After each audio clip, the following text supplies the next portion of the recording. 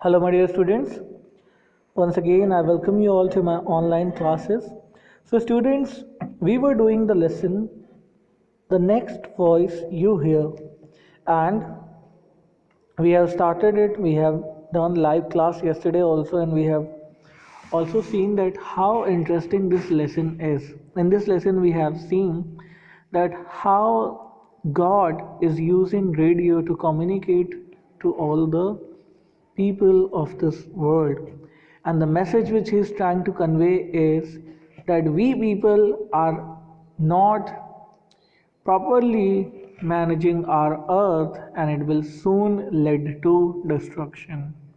So students, हम लोग इस लेसन में देख रहे हैं कि कैसे गॉड हम सब से रेडियो के ज़रिए बात करना चाहते हैं और रेडियो में उनकी आवाज़ आती है ना सिर्फ एक सिटी में या स्टेट में या कंट्री में बल्कि पूरी दुनिया में वो सेम आवाज़ सुनाई देती है हर एक लैंग्वेज में।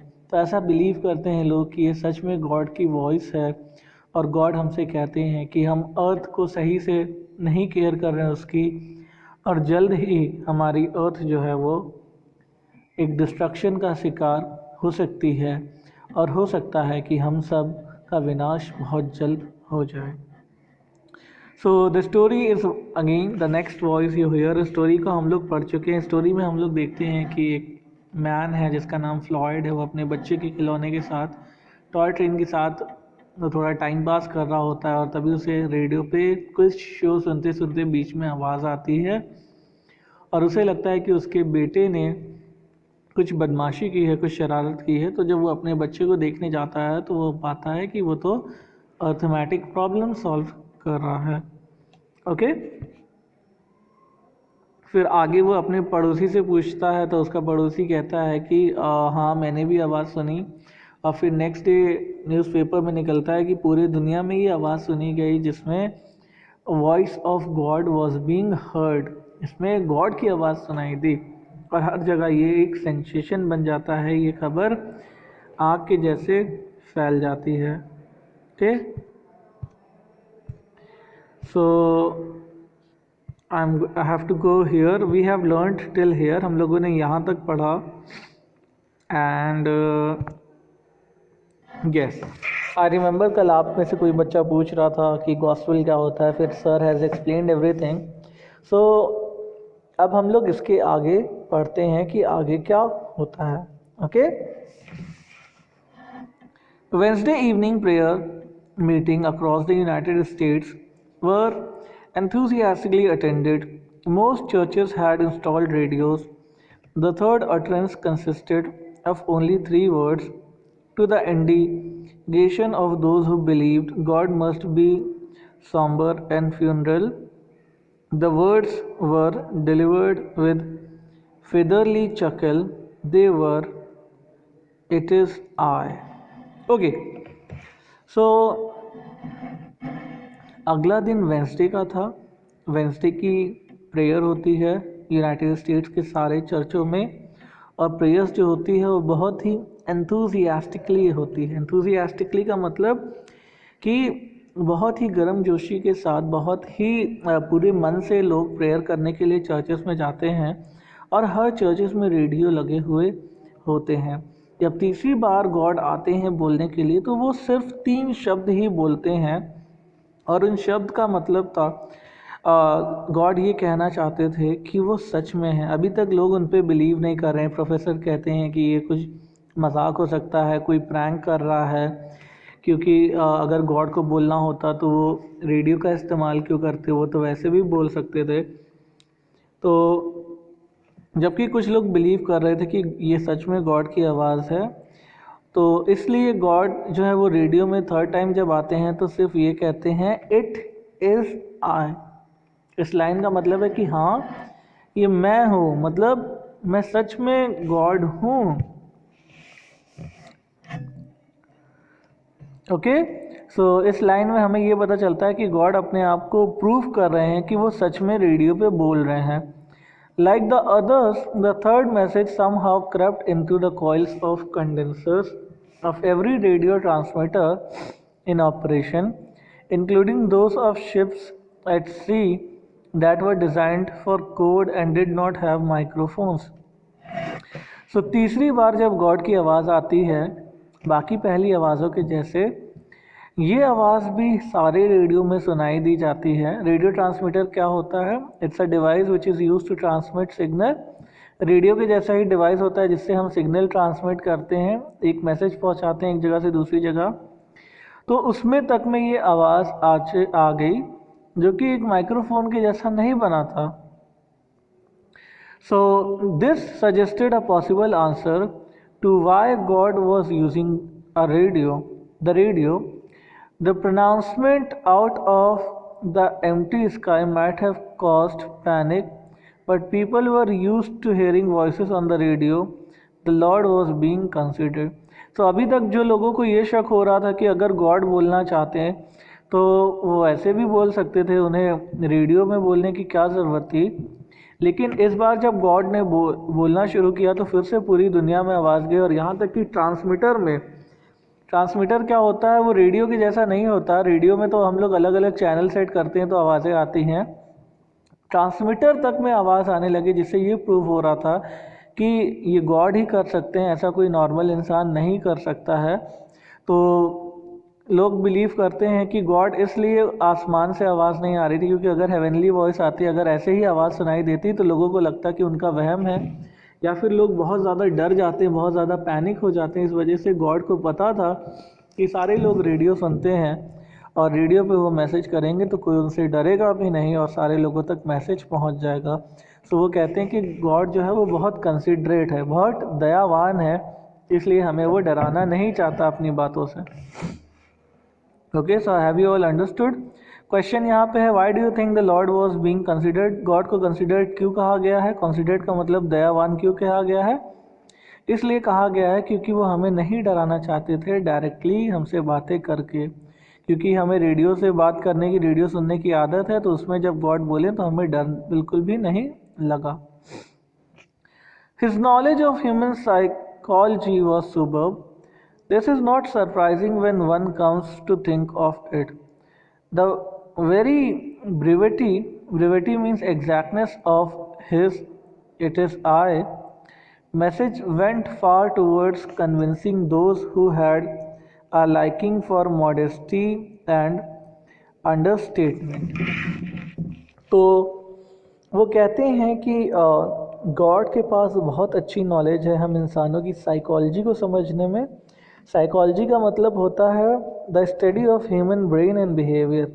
तो गॉड को हमारे ब्रेन और बिहेवियर के बारे में बहुत अच्छी नॉलेज है, इसलिए वो तीसरी बार जब मैसेज करते हैं तो बहुत क्लियरली कहते हैं और बहुत साउंड कहते हैं कि हाँ, ये मैं गॉड हूँ।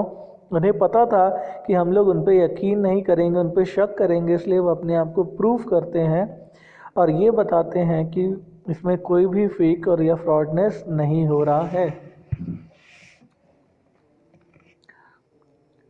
On Thursday, another device was employed, a display of miracle for the ignorant and the superstitious. Miracles occurred about 80 kilometers apart all around the globe. Most were modest affairs. Oranges in a street market in Wisconsin rolled up the wall and spelled out the words, "Men are my sons and therefore brothers." In a pretty frame of parsley, a lion in Copenhagen Zoo got out of his cage, crawled into the countryside until he spied some sheep in a field and deliberately laid down with them. In Pasadena, California, a nervous woman whose husband gritted his teeth in bed leapt from the Arroyo Seco Bridge. She remained suspended in mid-air for 45 minutes until a fire engine thrust an extension ladder up to her. Okay, so Thursday को क्या होता है कि एक दूसरी device, एक दूसरी machine को लगाया जाता है, जिस मशीन की वजह से कह सकते हैं कि बहुत सी जादुई चीज़ें होती हैं। ऐसे लोग जो कि अभी विश्वास नहीं कर रहे थे, जिनको लग रहा था कि ये सबका अंधविश्वास है, ये सब वहम है लोगों का, ऐसा कुछ भी नहीं हो सकता, तभी क्या होता है कि बहुत सी ऐसी जादुई चीज़ें होती हैं, मिराकल्स मतलब बहुत से ऐसे चमत्कार होते हैं which is around 80 kilometres apart from all around the globe, जो कि 80 किलोमीटर तक दूर दूर तक समझ में आता है। तो उसमें क्या होता है कि जो ऑरेंज थे मतलब संतरे जो रखे हुए थे विस्कन्सिन मार्केट में, वो अपने आप से दीवार की तरफ चले जाते हैं, दीवार में चपक जाते हैं और उससे एक सेंटेंस वो लोग ऑरेंजेस मिल के लिखते हैं, जिसमें सेंटेंस में लिखा हुआ था, इस बार गॉड बात करने के लिए हमसे रेडियो का सहारा नहीं ले रहा बल्कि अलग अलग चीज़ों से बात कर रहा है। जैसे संतरों से एक मैसेज लिखा था जिसमें लिखा था कि man are my sons and there for brothers, जो भी मर्द हैं, जो भी इंसान है, वो मेरे बच्चे हैं और मेरे भाई जैसे हैं। So this was very like in a pretty frame in parsley. Parsley क्या होता है कि वो खाने की चीज़ें होती है, उसमें क्या था कि उसके फ्रेम के अंदर ऑरेंजेस से ये चीज़ बन चुके थे। और एक लायन था जो कि कोपेनहेगन एक जगह है यूएसए में, वहाँ के ज़ू में एक जो लायन था वो अपने केज से बाहर आ जाता है, कंट्री साइड में आ जाता है, गांव के एरिया में आ जाता है और वहाँ पे उसको एक शीप मिलता है। वो शीप के साथ बैठ जाता है, उसे खाता भी नहीं है। और पैसाडेना कैलिफोर्निया में क्या होता है कि एक वुमन थी जिसका हस्बैंड उसकी bed the husband grated his teeth in bed lift from Arroyo Seco bridge. तभी क्या होता है कि जैसा आप इस फोटोग्राफ में देख सकते हो कि जैसे एक वुमेन है वो बीच ब्रिज में जो है वो लटक रही है और वो हवा में 45 मिनट्स तक थी, जब जाके उसको फायर डिपार्टमेंट वाले, फायर ब्रिगेड वाले आकर के बचाते हैं। तो इस बार बहुत सी मैजिकल चीज़ें हो रही हैं जिससे लोगों को ये विश्वास हो जाए कि गॉड सच में अर्थ पर हैं।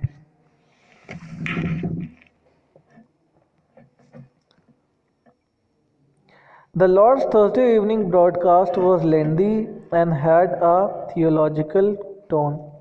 सो थर्सडे को जब गॉड आते हैं रेडियो पे तो वो अपने साथ जो कहते हैं वो काफ़ी बड़ा डायलॉग कहते हैं, काफ़ी लेंदी डायलॉग कहते हैं और उसमें एक थियोलॉजिकल टोन थी। थियोलॉजिकल टोन मतलब रिलीजियस, जैसे हम लोग धार्मिक कोई किताबें पढ़ते हैं तो उसका एक अलग से धुन होता है, वैसी टाइप की धुन उसमें थी। और वो कहते हैं Every pebble beneath your feet, every drop of water is a miracle, but since you have lost your ability to feel, oh, I have had to perform today these other miracles, which require a suspension of natural law.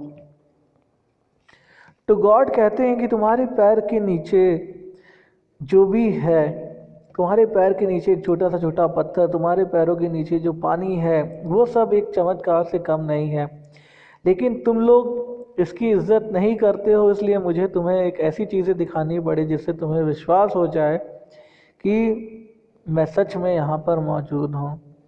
My willingness to break the law should show you how deeply I love you, for even an omnipotent deity must limit his own power.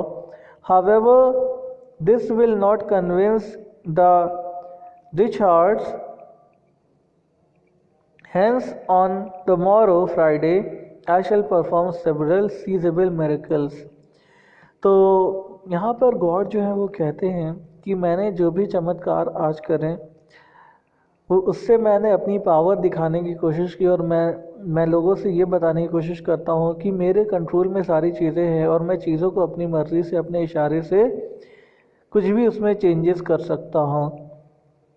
और जो लोग मुझ पे यकीन नहीं करते, जो जिनको अभी भी लगता है, जो डाई हार्ट्स हैं, डाई हार्ट्स का मतलब एक ऐसा पर्सन जिसको अभी भी किसी चीज़ पे जल्दी यकीन नहीं होता है, वो भी लोग मुझ पे यकीन करेंगे जब मैं फ्राइडे को दूसरा चमत्कार करके दिखाऊंगा। सो in forenoon and promptly at noon I shall sink the continent of Australia beneath the sea for 1 minute. So God कहते हैं कि मैं फ्राइडे को बहुत बड़ा चमत्कार करूंगा जिससे पूरी दुनिया को यकीन हो जाएगा कि मैं सच में यहाँ हूँ। और मैं क्या करूँगा, मैं पूरे ऑस्ट्रेलियन कॉन्टिनेंट को, पूरे ऑस्ट्रेलिया को समुद्र के अंदर 1 मिनट के लिए डुबा दूंगा। Oh my God, it's so dangerous now. After the Thursday evening broadcast, this belief melted away. People by the tens of millions became certain that the voice was God's. Virtually the entire Muslim world was trudging the roads towards Makkah. Firecrackers rattled day and night in the yellow dust of China. Members of little-known sect in the mountains of South America, Ozark, wrapped themselves in sheets and gathered on a hilltop to await the imminent end of the world. तो अभी तक जिन लोगों को ये यकीन नहीं हो रहा था कि ये गॉड की आवाज़ नहीं है, ये कोई फेक आवाज़ है, ये कोई हमसे मजाक कर रहा है, अब वो भी बहुत ज़्यादा घबरा गए हैं और उनको भी यकीन हो चुका है कि ये सच में गॉड की आवाज़ है। और हज़ारों लाखों की संख्या में लोग अब डर चुके हैं। मुस्लिम्स जो हैं वो मक्का की तरफ जा रहे हैं। आप लोगों को पता होगा कि मुस्लिम्स की हॉली प्लेस है मक्का, तो वो लोग वहाँ की तरफ जा रहे हैं। चाइना में दिन रात फायर क्रैकर्स की आवाज़ें चल रही हैं और साउथ अमेरिका के पहाड़ों में लोग अपने आप को लपेट करके इंतज़ार कर रहे हैं कि कब दुनिया ख़त्म होने वाली है। So question is, what do you think man made them believe that would come to an end? तो आप लोगों को क्यों ऐसा लगता है, इस कहानी में ऐसा क्या लिखा है जिससे ऐसा लगता है कि दुनिया का अंत होने वाला है? बच्चों आंसर खुद से दीजिए, पॉज करके सोचिए। तो ऊपर अभी ये लगा है कि जब गॉड कहते हैं कि मैं 1 मिनट के लिए ऑस्ट्रेलिया को डुबो दूंगा पानी में, तो 1 मिनट के लिए ऑस्ट्रेलिया अगर पानी में डूबेगा तो वो तो पूरा तबाह हो जाएगा। इसका मतलब पूरी दुनिया तबाह होने वाली है। Okay, then the Australian radio stations took over the air. God had chosen the right continent for his final demonstration. People of another country might have put on a craven scramble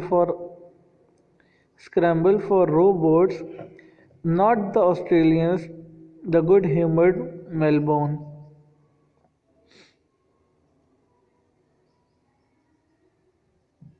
okay, तो क्या होता है कि अब Australia के radio वाले लोग alert हो जाते हैं और जैसा कि यहाँ पर न्यूज़ थी कि ऑस्ट्रेलिया को डुबा दिया जाएगा, तो ऑस्ट्रेलिया को अब खाली कराया जाता है और वहाँ के लोगों को दूसरे जगह पर शिफ्ट किया जाता है। और फिर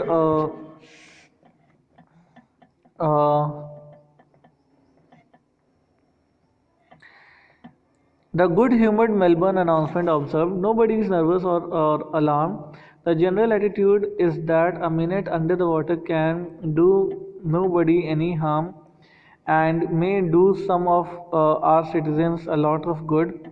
Arrangements and were made for blimps circle over Melbourne and Sydney and transmit eyewitness account of great flood too. तो वहाँ के लोग ये भी सोच रहे हैं कि अगर 1 मिनट के लिए ऑस्ट्रेलिया पानी में डूबेगा तो इससे कोई बहुत ज़्यादा घाटा नहीं होगा, क्योंकि 1 मिनट तक तो सांस हर कोई रोक सकता है। और वैसे भी अगर बाढ़ जैसी हालत आती है, तो ऑस्ट्रेलिया ने वैसे भी बहुत सी बाढ़ों की हालत देख चुकी है और वो लोग उसका सामना ईजिली कर सकते हैं। God had promised seizable miracles for Friday afternoon, and they were quite seizable. In the US, every last bit of metal owned by the Army, the Navy, and the Air Force was gone from its accustomed place. The whole huge tonnage of it, from buckles to battleship, was nearly cut into the scrap. तो God की आवाज़ से लोग बहुत ज़्यादा घबराए हुए थे और फ्राइडे को जो कुछ बड़ा होने वाला था उसका सब बेसब्री से इंतज़ार कर रहे थे।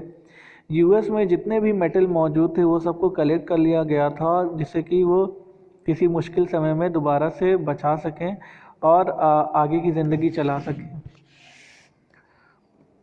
By mid-morning, the other nation whose war potential was feared by the world had also lost all its military equipment.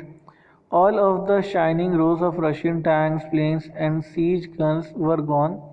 In their place stood rank upon rank manure carts, each bearing a neat placard with a quotation from Latin, "Peace, bread of the land." सो यहाँ भी एक story से author हमें ये बताना चाह रहा है कि जब गॉड फाइनली हमसे लड़ने के लिए धरती पर उतरने वाले होते हैं, तो जो भी नेशंस अपने आप को ताकतवर कहते हैं, अपने आप को बताते हैं कि वो बहुत ताकतवर हैं, वो सबसे लड़ सकते हैं, वो सबको हरा सकते हैं, अब उन्होंने भी अपने घुटने टेक दिए हैं गॉड के आगे।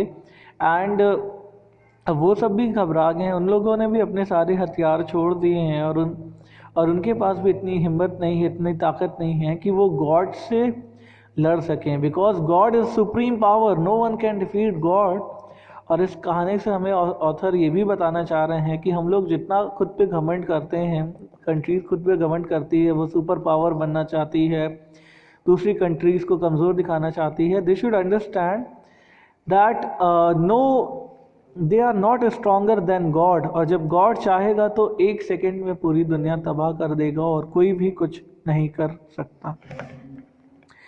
As for the protest meeting of atheists in New York, barely had the group of demonstration march into the Times Square, then God turned every one of them into an angel, arched sweeping wings with feathers of purest white grew abruptly out of their shoulders blades, and over their heads appeared halos of bright gold. They had a frightfully embarrassing time trying to sneak away in taxis. और दूसरी तरफ New York में एक meeting हो रही थी ऐसे atheist लोगों की। एथेइस्ट कौन होते हैं? ऐसे लोग जो भगवान पे या अल्लाह या ईश्वर पे विश्वास नहीं करते, है ना, जिसको नॉन बिलीवर हम कहते हैं। तो उनके ग्रुप में जो डेमोन्स्ट्रेशन होने वाला था उसके लिए वो लोग टाइम्स स्क्वायर एक जगह है न्यूयॉर्क में, वहाँ पर आते हैं और दे वर लाइक एंजल्स। सो वो लोग भी उस जगह को छोड़कर जाने वाले होते हैं और वो लोग सोचते हैं कि वो टैक्सी से एम्बेरस होते हैं कि वो टैक्सी से उस जगह को छोड़ कर के चले जाएंगे। ओके, सो गॉड से हर कोई डर गया। ऐसे लोग जो गॉड पे यकीन भी नहीं करते थे, ऐसे लोग जो भगवान पे विश्वास भी नहीं करते थे, वो भी बहुत ज़्यादा डर गए हैं और वो भी जो है वो गॉड से माफ़ी मांग रहे हैं कि वो गॉड उन्हें माफ़ कर दे और उन्हें बख्श दे, उनकी जान ना ले। So I think students today this much is enough for today, I think. So we will continue the remaining lesson in the next video. Till then, bye bye and take care of yourself and enjoy your lovely Sunday. Okay, thank you.